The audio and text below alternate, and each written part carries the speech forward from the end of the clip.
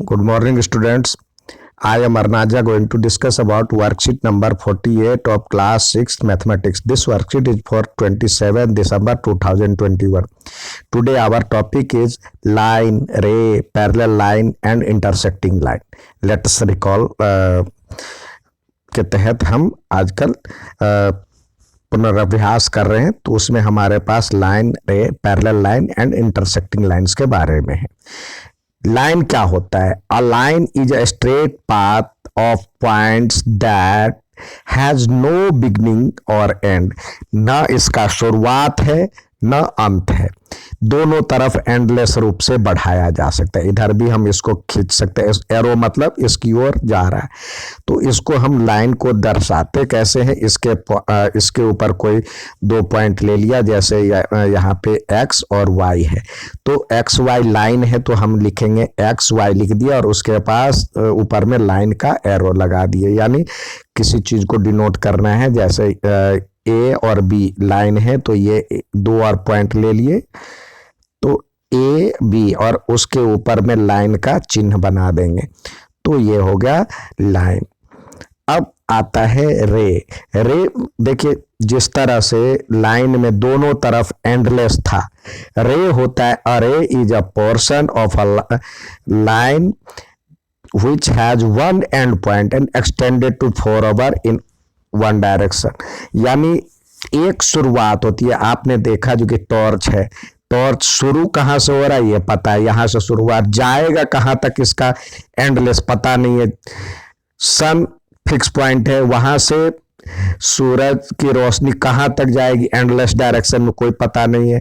तो इसकी एक और शुरुआत एंड पॉइंट होता है, दूसरे साइड एंडलेस खींचा जा सकता है। तो ये जैसे पी क्यू, क्यू की ओर यहाँ पे क्यू को हम एक्सट्रीमली जितना मर्जी जहाँ तक करना चाहे हो सकता है। तो ये पी क्यू एक रे कहलाता है, तो इसको पी क्यू लिख करके, कोई पी इनिशियल पॉइंट है और क्यू की ओर उसको हम खींच सकते हैं, तो क्यू की ओर एरो लगा देंगे, तो इसका मतलब पी क्यू एक लाइन सेगमेंट, सॉरी ये रे हो जाएगा। रे यानी एक साइड एंडलेस बढ़ाया जा सकता है, एक फिक्स पॉइंट होती है इसमें। अब है parallel lines.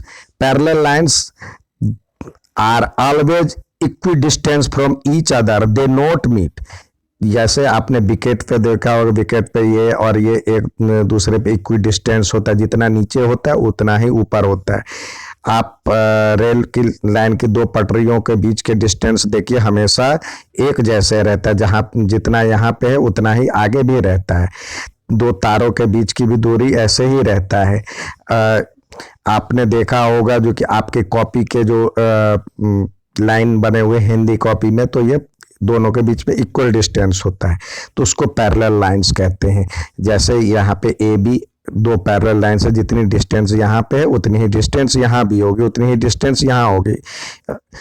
Equi distance at each, मतलब equidistance from each other at every point.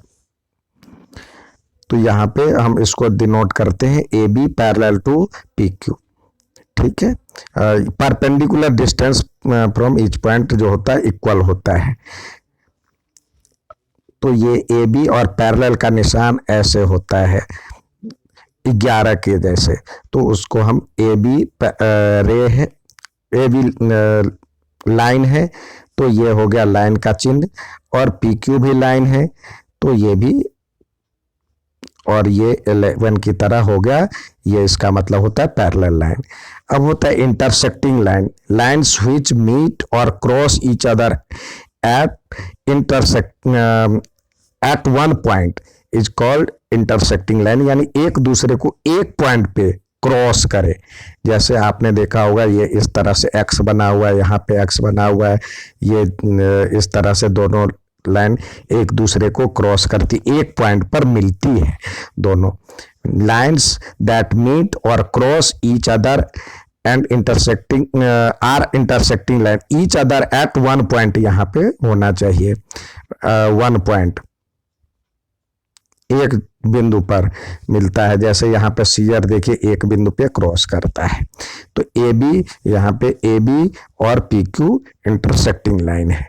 अब लेटेस्ट डू के तहत आपको कुछ सवाल दिए जाते हैं करने के लिए। तो यहाँ पे देखिए पी एंड क्यू आर, ये क्या है, कौन सा लाइन है, इसको कहते हैं पैरेलल लाइन। पैरेलल लाइन हो गया ये। अब इसी प्रकार आपको दिया गया है हैज नो एंड पॉइंट, किसको कोई एंड पॉइंट नहीं होता है। तो आप जानते हैं लाइन का कोई एंड पॉइंट नहीं होता है। और has a starting point but no end point, किसकी स्टार्टिंग पॉइंट तो होती है लेकिन एंड पॉइंट नहीं होती है, तो उसको कहते हैं रे। रे को का स्टार्टिंग पॉइंट तो होता है लेकिन एंड पॉइंट नहीं होता है। Scissor is an example of, scissor जो है किसका एग्जाम्पल है, दोनों एक दूसरे को इंटरसेक्ट करता है, तो इसको कहेंगे intersecting line. Intersecting line. Light coming from a candle is example of, light candle से तो आ रही है लाइट लेकिन जाएगी कहाँ तक, एंडलेस तक जाएगी, तो उसको कहेंगे रे। ये था आज का वर्कशीट। उम्मीद है समझ में आया होगा। अच्छा लगे तो लाइक और सब्सक्राइब जरूर करें। धन्यवाद।